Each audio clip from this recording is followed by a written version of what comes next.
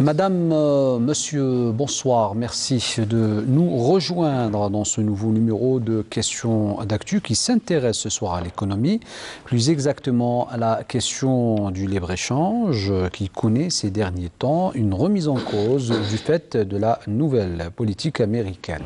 Alors il faut savoir que l'administration Trump remet en cause tous les accords commerciaux auxquels les États-Unis sont liés, l'accord de libre-échange nord-américain, le partenariat transpacifique, le partenariat transatlantique de commerce et d'investissement, mais aussi l'accord avec la Corée du Sud.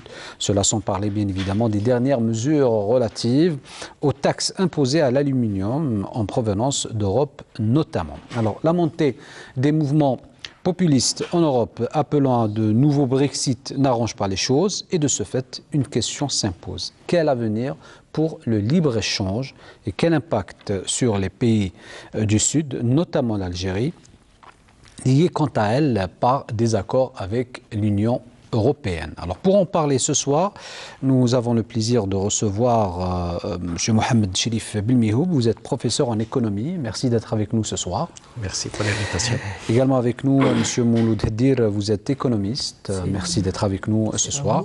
Et à vos côtés, M. Youssef Ben Abdallah, vous êtes également professeur en économie. Merci d'être avec nous ce soir.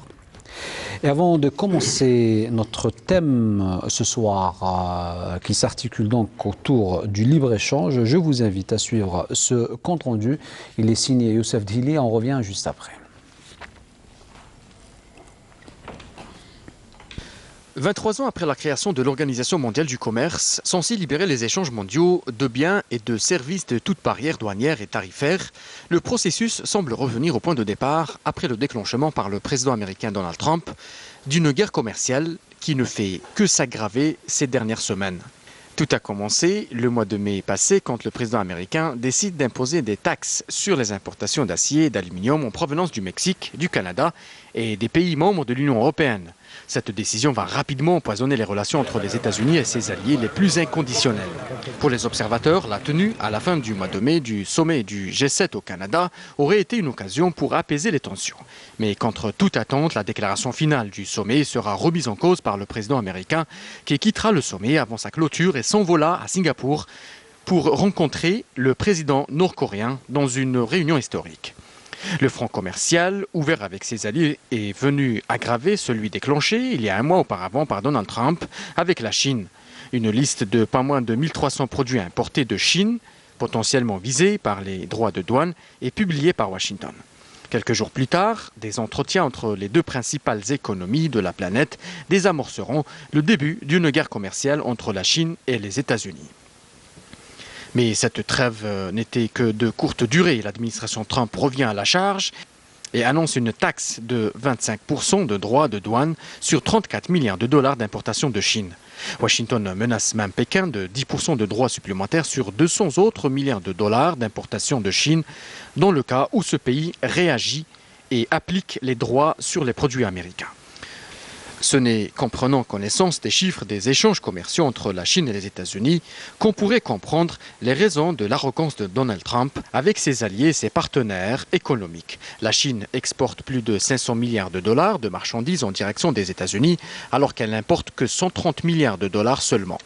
Avec l'Union européenne, le déficit commercial au détriment des États-Unis dépasse les 140 milliards de dollars. Et en raison de ce lourd déséquilibre commercial avec la Chine et l'Union européenne, que le très controversé président américain a décidé de déclencher la plus grande guerre commerciale jamais connue depuis la création de l'OMC.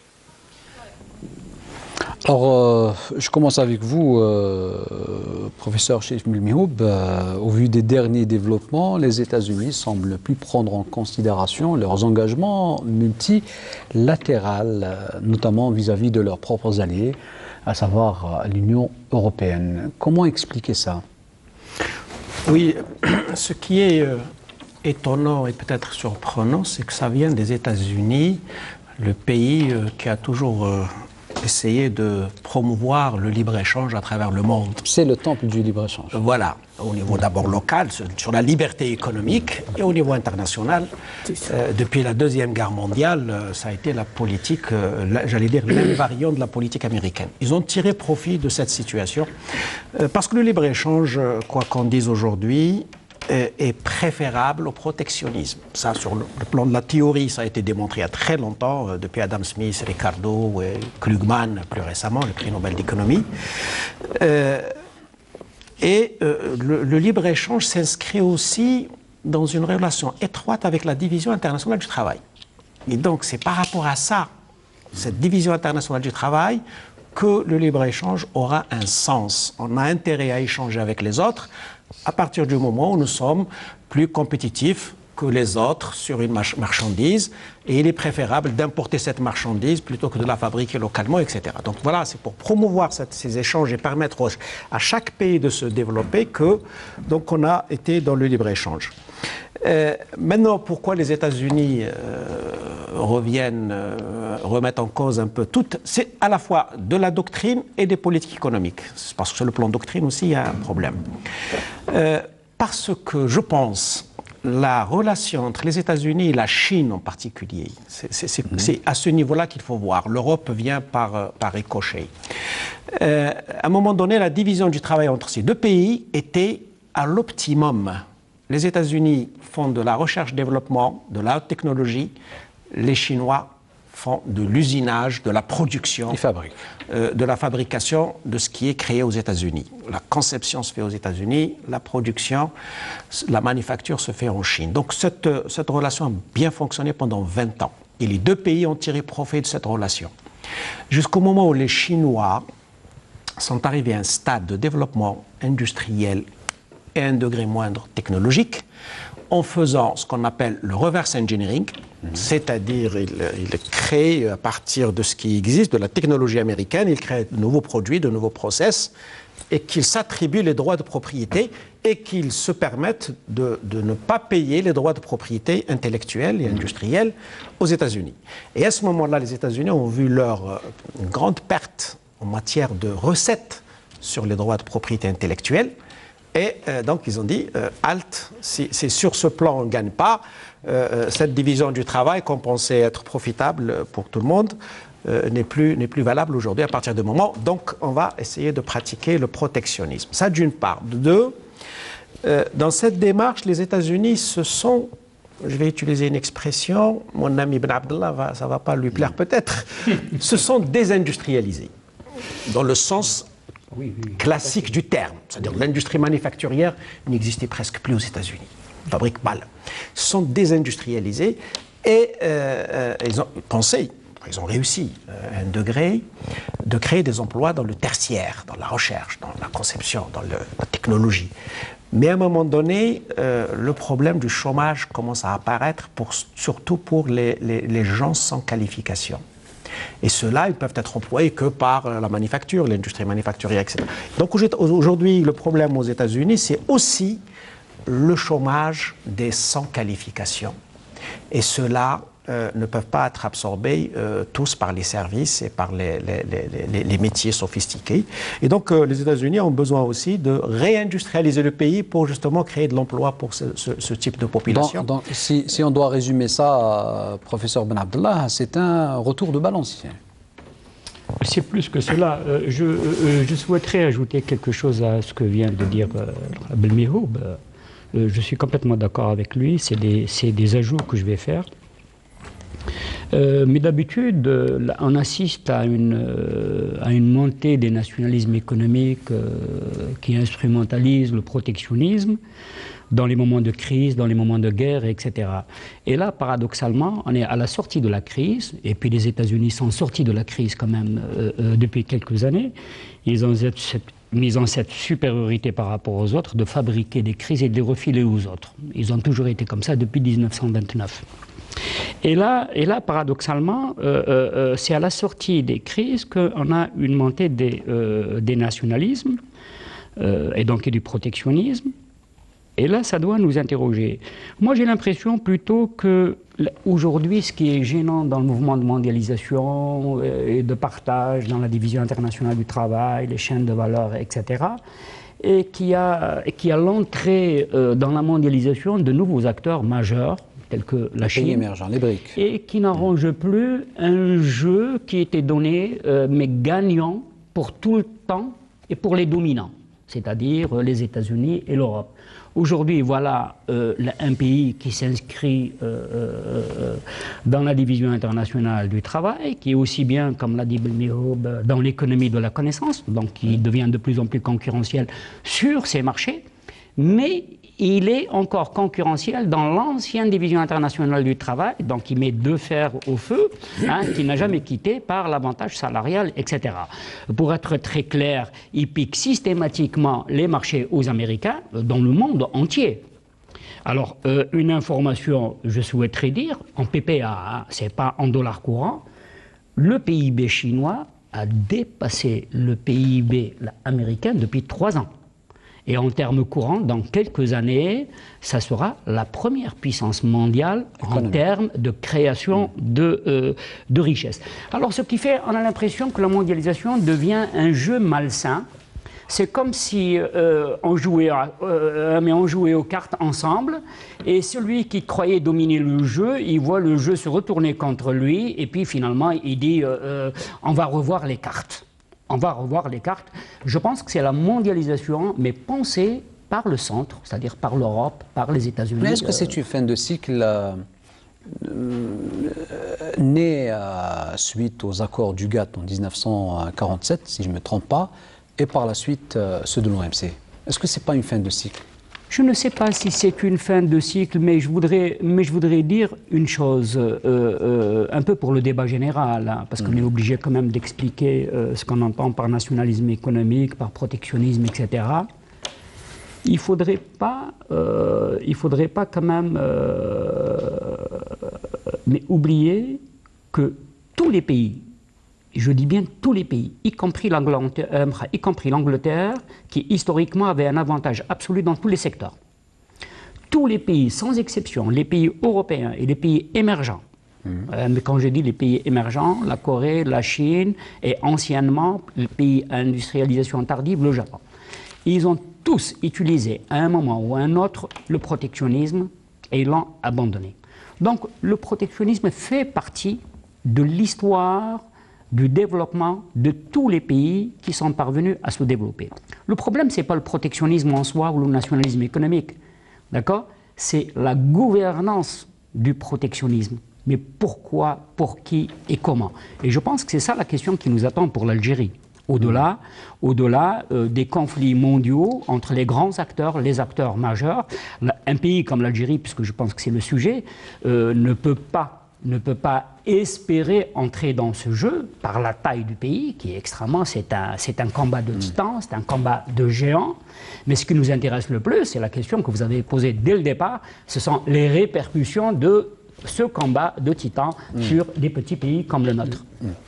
Allez-y, monsieur Adel. Moi, je voudrais juste faire un petit ajout par rapport à ce qui a été dit, que je partage tout à fait. C'est quand on dit que les États-Unis sont le temple du libre-échange, etc. C'est-à-dire, il faut pas transposer ce qui est de l'ordre de la théorie économique, etc., et les réalités de la façon dont fonctionnent les économies et dont fonctionne le commerce mondial.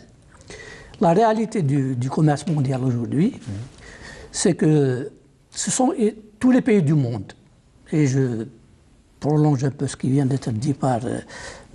Ben Abdallah, tous les pays du monde ne sont pas ni protectionnistes ni libre-échangistes. Tous les pays du monde ont des politiques commerciales, c'est-à-dire qu'ils construisent des politiques commerciales qui font qu'ils prennent du libre-échange ce qui les arrange et du protectionnisme ce qui les arrange. Et c'est les politiques commerciales sont d'une sophistication. La sophistication des politiques commerciales est un thème extrêmement important, c'est-à-dire auquel, chez nous du reste, peut-être qu'on en discutera, on n'accorde pas l'importance qui lui sied. Maintenant, pour les États-Unis, c'est une vieille histoire. Cette histoire de réaction à ce qui se passe dans le monde. historiquement, on peut faire deux petits rappels. Le premier, c'est qu'au sortir de la Deuxième Guerre mondiale, il y a eu des débats pour reconstruire l'économie mondiale, etc. On a créé le FMI, on a créé la Banque mondiale, et pour les aspects économiques, pour les aspects monétaires. Et puis, le troisième étage de la fusée, ça devait être la régulation des flux commerciaux à l'échelle mondiale. Il y a eu des négociations, il y a eu la conférence de la Havane en 1948 qui a abouti à la création notamment d'une organisation internationale du commerce, c'est comme ça qu'on l'a appelée. Et cette organisation prenait en compte non seulement le texte de cette organisation, non seulement la régulation des flux commerciaux, mais y compris les problèmes sociaux. On prenait la dimension sociale, était prise en compte, y compris à l'intérieur de modèle, oui. Alors les États-Unis ont négocié, ils ont participé à la négociation de cette acte, mais à la fin, ils ne l'ont pas ratifié. Ce qui fait que ce qui est resté, c'est ce qu'on a appelé le GATT, c'est-à-dire c'est des accords commerciaux entre pays. À la limite, un ensemble de pays se réunissait pour dire, bon, pour faciliter le commerce entre nous, on démontait les droits de douane, on ménage un peu des régulations, des règles commerciales propres pour faciliter le commerce. Et c'est ça qui a fonctionné pendant 50 ans jusqu'en 1994. Là, il y a eu les négociations du cycle d'Uruguay qui ont abouti à la création de l'OMC. Alors, ce que les gens ne savent pas, qu'on ne dit pas souvent, c'est que les États-Unis, ils ont négocié ça et au moment de ratifier, le Congrès américain, il a posé des réserves. Et parmi les réserves, c'est-à-dire il y en a plusieurs, mais parmi les réserves importantes, c'est celle qu'ils se donnaient le droit d'évaluer à chaque fois leur politique commerciale et de remettre en cause des accords. Ça, c'est dans leur législation. Hein. Absolument. C'est-à-dire mais c'est ce qui se passait, c'est ce qui se passe aujourd'hui. Alors pour compléter un peu ce qui vient d'être dit, c'est que il y a bien sûr les aspects fantasques du personnage Trump, etc., et quelque chose qui n'est pas dans des habitudes diplomatiques, etc., de la politique américaine. Mais sur le fond, ça fait un moment déjà que les États-Unis sont gênés par le fonctionnement de l'OMC. Ce que disait qu'ils procèdent au blocage de ce qui représente le cœur du réacteur de l'OMC, qui est le mécanisme de règlement du différend. Parce que ce qui donne corps et qui donne une réalité, une puissance à l'OMC, c'est le fait que quand il y a un litige commercial, il y a une juridiction supranationale qui permet d'arbitrer en fonction des règles convenues. Ça, c'est quelque chose de très très nouveau dans la gouvernance mondiale. D'ailleurs, pour beaucoup de gens, ils considèrent l'OMC comme une préfiguration de la future gouvernance mondiale. Parce qu'en plus, dans ce qu'il y a d'intéressant et qui fait que tous les pays aujourd'hui, ceux qui défendent l'OMC, ce sont les pays en développement. Parce qu'il y a un organe là, à travers lequel beaucoup de pays, les pays émergents notamment, et la Chine en tout premier lieu, ils ont compris qu'il y a un instrument qui est d'une puissance immense pour non seulement protéger ces accords, parce que le monde entier a besoin de réguler le commerce, parce que la voie qu'ouvre aujourd'hui la politique de Trump, c'est une voie qui va vers le noir, parce que les réactions protectionnistes appellent des contre-réactions, etc., et on va vers quelque chose qui peut être une récession mondiale. C'est ça qui menace en réalité, parce que les économies mondiales, les économies à travers le monde ont besoin du commerce pour prospérer. Mais est-ce qu'ils ont besoin de libre-échange tel qu'il est conçu par l'OMC et est-ce qu'on ne va pas aujourd'hui, avec cette nouvelle donne, notamment l'émergence des BRICS, vers un nouvel ordre commercial? Non, l'OMC, d'abord, ce n'est pas elle qui fixe. L'OMC, c'est un secrétariat. C'est simple, c'est-à-dire l'OMC ne décide de rien. Mais qui reflète quoi? L'OMC, c'est un cadre. En fait, c'est un cadre dans lequel les pays négocient. L'OMC, c'est un cadre de négociation permanente. tout le temps. C'est toutes les questions, etc., tous les problèmes. Et quand c'est suffisamment important, il y a un mécanisme de règlement des différends.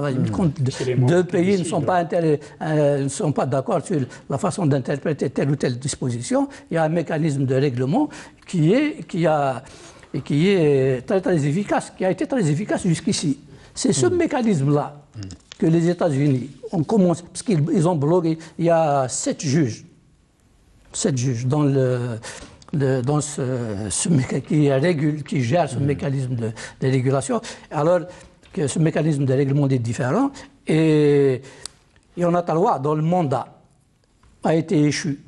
Et pour les renouveler, les États-Unis bloquent ce mécanisme. Et il y a un quatrième dont le mandat va terminer au mois de septembre prochain. Et avec Ottawa juge, le système ne pourra pas fonctionner. Parce que pour n'importe quelle affaire qui est dessus, il faut au moins Ottawa juge. Et comme parmi eux, il y a des juges chinois, etc. Donc s'il y a une affaire qui oppose par exemple la Chine, il ne faut pas que le juge soit chinois. Donc le système se bloque. Il est prévu de se bloquer. Alors est-ce que c'est vers ça qu'on va aller, ou bien est-ce qu'il va... Ça, c'est quelque chose qu'il va falloir suivre avec beaucoup d'intérêt au cours des prochains mois, des prochaines années. Je voudrais juste dire, rappeler une petite chose historique, peut-être pour le débat. Il ne faudrait pas oublier, et là Hadir sera d'accord avec moi, peut-être, de dire que les États-Unis ont été les derniers à désarmer dans le monde occidental. Ils n'ont désarmé qu'après la Seconde Guerre mondiale. C'est-à-dire qu'une fois qu'ils sont assurés que le concurrent européen était affaibli par les deux guerres et qu'ils ont construit complètement leur puissance économique et qu'ils devenaient la puissance dominante. Jusqu'en 1945, le taux moyen de douane des États-Unis, il dépassait 45%. Ils étaient les derniers à désarmer. Ça, c'est un premier élément. Un deuxième élément, maintenant, sur l'avenir du libre-échange, puisque c'était là le sens des questions. Alors, mais paradoxalement, c'est quelque chose qui me vient maintenant à l'esprit, que je voudrais partager avec vous. Et quand on examine un peu la nécessité du commerce extérieur pour les nations prises individuellement, et on voit les pays européens, on voit les États-Unis, et puis on voit les pays du tiers-monde. Ce terme ne veut plus rien dire. Bon, les pays auxquels nous appartenons, on va dire. Comme ça, on ne prend pas d'option ni doctrinale, ni idéologique, etc. Mais ces pays, paradoxalement, ont moins besoin de commercer que nous. Quand on prend leur taux d'ouverture, un pays comme les États-Unis, c'est le pays le moins ouvert du point de vue commercial. Son taux d'ouverture, il ne dépasse pas 16-17%. Je vous laisse imaginer le chiffre pour l'Algérie. C'est-à-dire que le besoin de commerce exprime aussi une dépendance pour les marchés d'approvisionnement, c'est-à-dire les importations, et les marchés d'écoulement. Et on rapporte ça à la création de richesses, qui est formellement le PIB. Et on voit, il y a des pays, dans le nôtre, qui peuvent atteindre quelquefois 65 à 70%. C'est-à-dire que 70% de votre oxygène, vous le prenez chez quelqu'un d'autre. Ce qui est extraordinaire. Et donc, malheureusement, la problématique de libre-échange, parce qu'on a l'impression de dire que le libre-échange, c'est une invention des pays riches pour servir juste leurs intérêts, etc. Ça, c'est une vue de l'esprit. C'est à partir du moment où on ne produit rien, on dépend des autres. On produit moins. On produit moins, on va dire. Allez. Non, il est établi aujourd'hui que dans tous les pays du monde, on a besoin du libre-échange. Oui, Liberté de commercer. C'est relativement plus ou moins. Oui, plus ou moins, bien sûr. Liberté de commercer avec les autres. Bien sûr, tout à fait. Et effectivement, Sibn Abdallah, vous avez entièrement raison en disant que c'est dans les pays émergents, alors pour être un peu plus soft, émergents, disons, où le besoin du commerce extérieur est plus important. Plus que les pays les plus démunis et plus que les pays développés où effectivement le taux d'ouverture est relativement bas. Mais pour ces pays intermédiaires, c'est là où le besoin de faire le commerce avec les autres est plus important. Parce que d'une part, ils profitent encore de cet avantage, soit qu'il y ait une ressource naturelle, soit au facteur salarial, qui leur permet d'être plus compétitifs que les autres et donc ils peuvent vendre des marchandises à l'extérieur. Du même coup, aujourd'hui, l'enjeu à travers le monde, c'est celui de la propriété intellectuelle. Ça devrait vraiment l'enjeu principal pour les pays développés. Parce que là, ils ont fait de la recherche-développement, ils ont des brevets, ils ont des licences, et ils tiennent à ça, alors là, de façon extraordinaire. Et quand vous voyez un contrat de licence, de concession de licence technologique sur les droits intellectuels ou les droits de propriété intellectuelle, il faut voir comment ils ferment ça.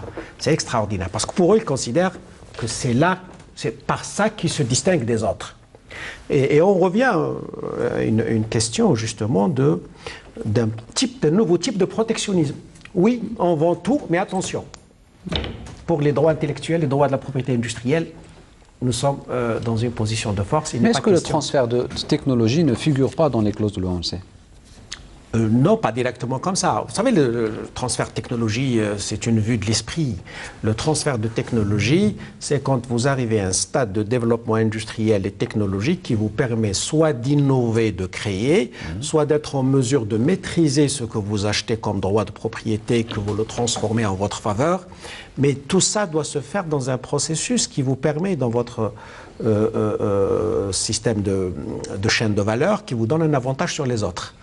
Mais parler de transfert de technologie comme s'il s'agit d'une marchandise qu'on transfère d'un pays à un autre, ça n'existe pas. On peut acheter toutes les licences qu'on veut, on peut acheter toutes les machines qu'on veut. Si on n'est pas capable de transformer ce capital technologique en capital d'échange international, il n'y a pas de transfert technologique. Je veux dire, ce n'est pas une marchandise qu'on passe d'un endroit à un autre. Il faut être en mesure d'utiliser une technologie, un savoir-faire et de le mettre sur le marché avec un avantage compétitif. C'est ça l'enjeu aujourd'hui, c'est à ce niveau-là. Aucun pays ne vous dit « je vais vous faire le transfert technologique ». Ça dépend de vous, acheteurs de technologie, de réussir ou ne pas réussir. Mais ce n'est pas dans un contrat, hein, ça n'a pas de sens. Et là, c'est un problème effectivement pour les pays émergents. Ils ont besoin de ce savoir, de cette technologie, mais à condition qu'ils soient en mesure, localement, de le transformer en valeur ajoutée, de le transformer en produits qui peuvent être vendus sur le marché mondial. Mais attendre comme ça qu'on devienne technologiquement développé par un contrat d'achat de machines, ça ne peut pas marcher. Alors, voilà qui nous amène, M. Mouloud Haddir, parce qu'on n'a pas beaucoup de temps, justement pour parler de l'Algérie. Donc, la politique algérienne en matière de commerce extérieur, les mesures de sauvegarde qui ont été prises depuis 2016 sont critiquées de l'autre côté de la Méditerranée, plus exactement de l'Union européenne, mais elles sont justifiées quelque part eu égard à la conjoncture que nous vivons aujourd'hui. En fait, bon, moi personnellement, que d'autres pays critiquent des mesures que nous prenons parce que ça ne les arrange pas, c'est des choses tout à fait normales. C'est-à-dire que nous-mêmes, on fait la même chose contre d'autres pays. D'autres pays prennent des mesures qui ne nous conviennent pas. Mais pour moi, le fond du problème n'est pas celui-là. Le fond du problème, je reviens d'ailleurs à ce que je disais tout à l'heure,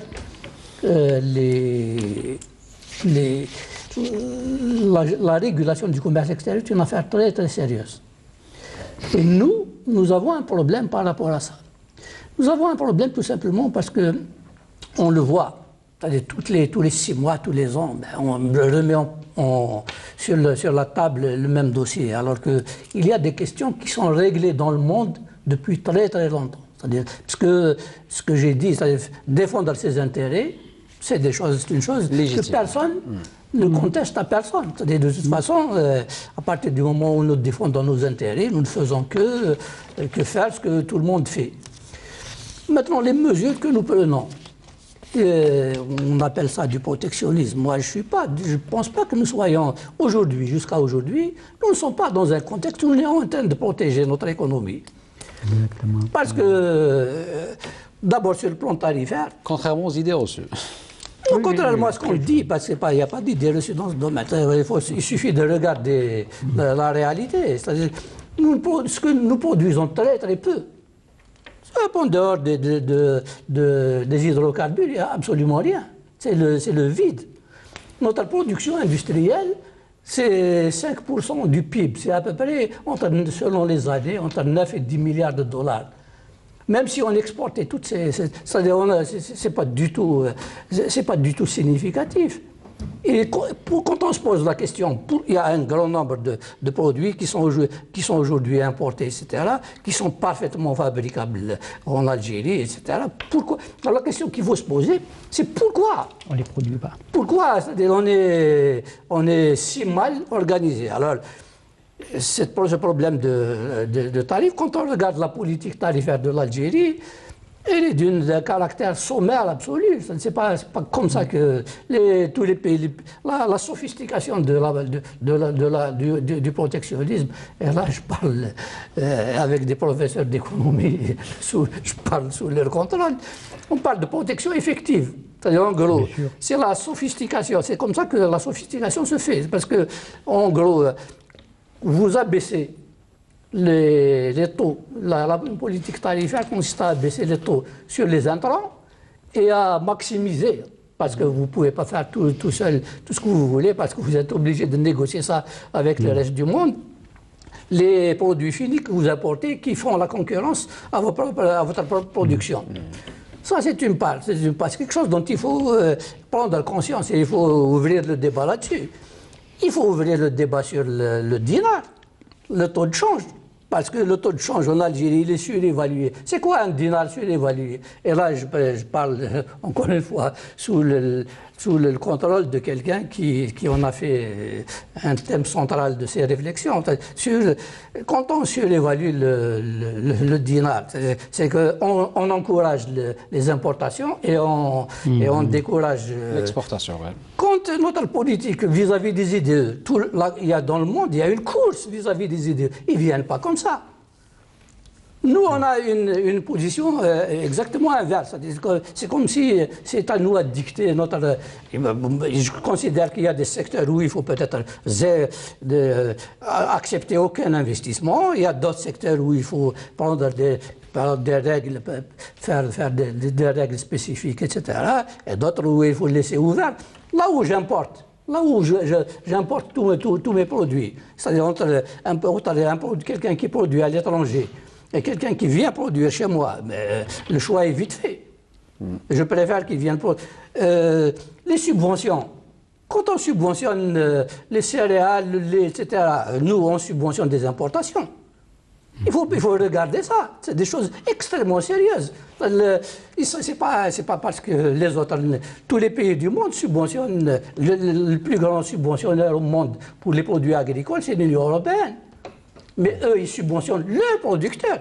Et nous, on subventionne l'importation. Donc, on est dans un pays où la politique commerciale, telle qu'elle est faite aujourd'hui, c'est une politique commerciale qui favorise, tout est fait pour favoriser l'importation. Et en fait, parce que il y a plusieurs batteries qu'il faut les mettre en cohérence, toutes pour qu'elles tirent dans le même sens. Si vous voulez, si on veut qu'on protège notre économie et qu'on stimule la production nationale. Parce qu'aujourd'hui, la production nationale est d'une faiblesse immense. Il y a pas, donc, vous voulez dire que ça ne sert à rien de taxer C'est pas que ça ne sert à rien. C'est-à-dire qu'il faut mettre en cohérence. Il y a plusieurs batteries, comme je vous ai dit. Il y a plusieurs éléments. Ce n'est pas un seul. Le problème, comme vient de dire à juste titre, moi je vais un peu plus loin. Nous n'avons pas de politique commerciale. Nous avons des instruments de la politique commerciale. Tantôt c'est une licence, tantôt c'est un taux qu'on augmente de protection, tantôt les droits de douane. C'est-à-dire on agit de façon plus ou moins sans cohérence, sans harmonie globale. Et c'est ça qui manque peut-être le plus. Parce que quand on dit politique commerciale, ça veut dire que c'est des choix. Les choix qui restent un certain temps. Ce n'est pas année par année, pour les besoins de boucler un budget, on augmente des taxes, pour les besoins de je ne sais pas quel autre objectif, on baisse les taxes et on ne le protège pas. Donc ça, c'est une question fondamentale. Avoir une politique commerciale qui doit servir l'économie. Ils n'ont pas une politique commerciale isolée du système productif. Ils sont liés. Les Japonais, quand ils ont créé le ministère de l'Industrie et du Commerce extérieur, ce n'est pas pour faire dans la mode. Un seul ministère, Commerce extérieur et Industrie. Exactement. Ça, c'est très important. Donc, une politique de commerce extérieur doit servir le système productif. Autre élément qui, aujourd'hui, effectivement, Hadir l'a rappelé indirectement, nous sommes dans une économie où il y a une sous-utilisation des capacités de production installées. Quand il y a une sous-utilisation des capacités de production installées, vous ne pouvez pas avoir la productivité, la compétitivité. Vous êtes en sous-utilisation de capacités, donc vous ne pouvez pas être compétitif. Deuxièmement... Parce qu'il n'y a pas assez d'investissement.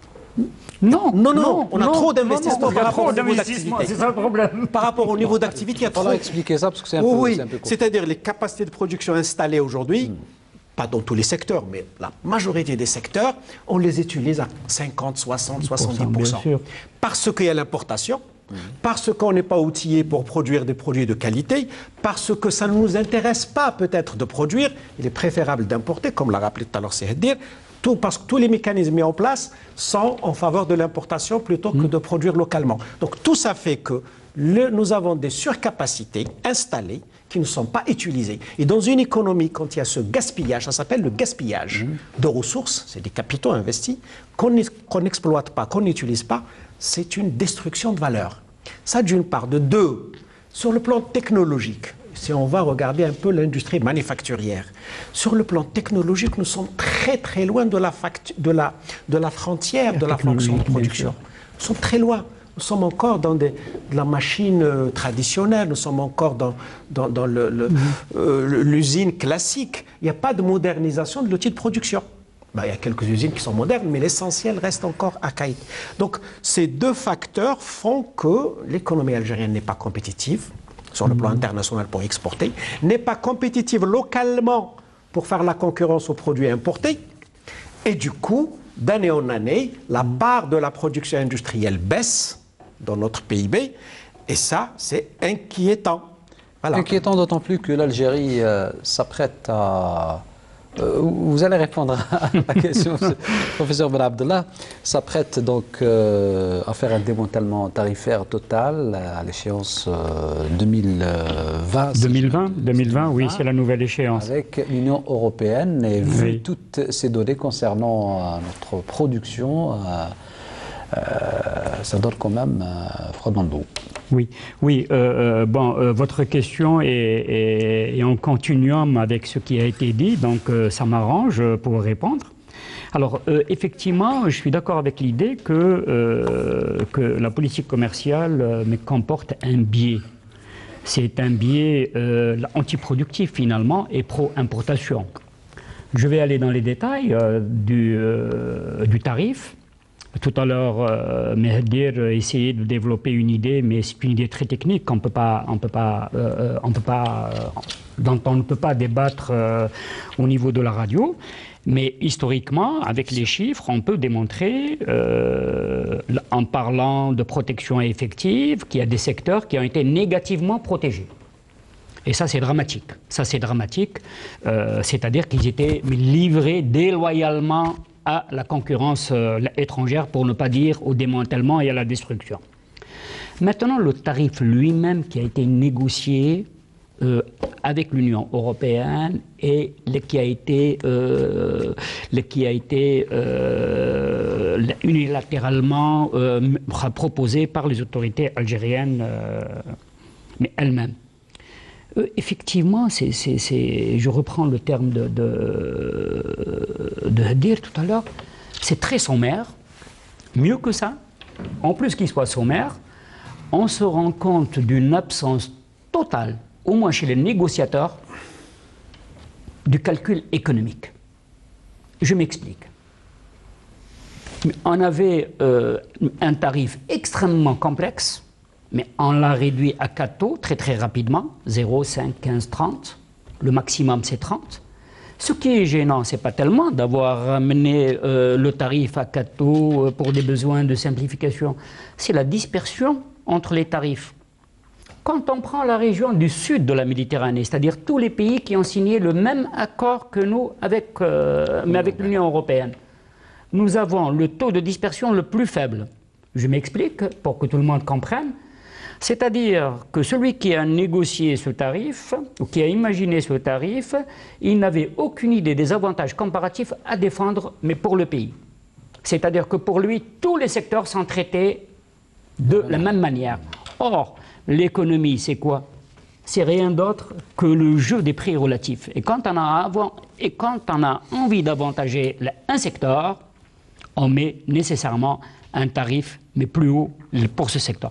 Quand vous prenez nos voisins, en fonction de leur structure industrielle, de leurs structures économiques, ils ont mis des tarifs plus ou moins éloignés, plus ou moins hauts, pour donner, ils étaient dans l'esprit des industries naissantes, des avantages comparatifs, des industries à développer. Chose qui n'existe pas du tout, mais en Algérie. Résultat des courses, nous avons dénoncé cet accord déjà une fois en 2010, pour dire que cet accord nous rapporte absolument rien du tout. On a commencé à le dénoncer finalement avec la loi de finances complémentaire 2009, qui comportait déjà un certain nombre de mesures qui annonçaient le protectionnisme, mais entre guillemets, avec l'acception de ce mot. Et on s'est dit que finalement, les Européens ne sont pas venus, on les attendait avec des IDE, avec des capacités de développement qui allaient révolutionner, etc. C'est un peu... je suis tenté de dire que c'est plus que frugal, c'est presque simpliste. D'accord? C'est-à-dire, c'est naïf. C'est vraiment de la naïveté. On a l'impression de croire dans ce pays que le libre-échange, ça se fait tout seul. Et que l'économie de marché, elle pourvoit ex nihilo le pays de richesse, etc. Et qu'on va remplir nos couffins, mais gratuitement, etc. Ça, c'est de la naïveté. Il n'y a pas meilleure construction de l'économie de marché par l'État que le marché lui-même. C'est une vraie construction historique par l'État. Mais finalement, on a montré peu de résilience au libre-échange parce que notre économie était peu structurée, jouissait de peu d'avantages comparatifs, mais paradoxalement, au lieu de lui donner de la résilience avec un tarif mieux pensé, mieux adapté, etc., on l'a affaibli davantage. Oui. Et aujourd'hui, on dénonce encore une seconde fois le tarif. Alors, nous sommes en 2018. Il suffit de calculer les avantages comparatifs de l'Algérie. Je vais vous dire un chiffre. Moi, je les ai calculés. Hein. Bon, mais bien sûr, c'est un débat technique. Nous avons 4 avantages comparatifs. Ils sont tous sous terre. Il n'y en a pas un seul qui soit sur le sol. C'est-à-dire tous liés aux ressources naturelles. Il est grand temps, et ça c'est tout le sens de la désindustrialisation précoce hein, que notre pays connaît. Ce n'est pas la même désindustrialisation dont parlait Rabel Mioub tout à l'heure. Il y a des industrialisations aux États-Unis, en France, en Angleterre, etc. Ouais. Mais le PIB industriel par tête d'habitant, il augmente. La désindustrialisation, elle est toute relative, c'est par rapport au PIB global. Il ne faut pas confondre sur ce point-là. Et donc, finalement, la politique commerciale, je suis tout à fait d'accord pour dire qu'elle est sommaire et c'est quelque chose d'extrêmement important pour l'Algérie. Et si on parle justement, parce que 2020, c'est dans 2 ans, il ne reste pas beaucoup de temps, quelles sont les solutions? Est-ce qu'il y a une marge de manœuvre pour pallier ce problème qui se profile à l'horizon? C'est-à-dire que la marge de manœuvre, maintenant, si on retourne vers des politiques, je n'ai pas un autre mot, j'aime pas ce mot, je suis d'accord avec mes collègues, si on retourne vers des politiques protectionnistes, il faudrait qu'elles soient un simple élément d'un package global de politique économique qui lui assure mes cohérences. Aujourd'hui, on se pose la question. On va introduire un DAP-S, mais comment on l'a appelé? On l'a utilisé déjà par le passé. On va se poser la question, mais pourquoi? Pour quel secteur? Mais comment l'introduire pour qu'il soit cohérent avec les autres politiques d'économie? Et qui va en profiter? Le risque maintenant de détourner ces mesures par les élites locales existe réellement. Le protectionnisme a donné d'excellents résultats dans certains pays, et a donné de très mauvais résultats dans d'autres pays. Aujourd'hui, nous n'avons pas suffisamment d'éléments, nous n'avons pas suffisamment de communication pour dire comment on va faire, etc. Est-ce qu'on connaît suffisamment notre économie? Mais tout le monde aujourd'hui sait qu'il y a un problème d'information. D'ailleurs, la levée de bouclier qu'il y a eu contre la liste qui a été proposée pour l'interdiction mais à l'importation, mais finalement, elle souffrait de quoi? D'un manque de connaissance de l'économie nationale. On est incapable aujourd'hui de savoir qui produit quoi et a-t-il réellement besoin d'être protégé et à quel moment de la chaîne de production il se situe. Est-ce qu'il est dans le produit final? Est-ce qu'il est dans l'intermédiaire? Est-ce qu'il est dans la matière première? Etc. Nous n'avons pas suffisamment d'informations.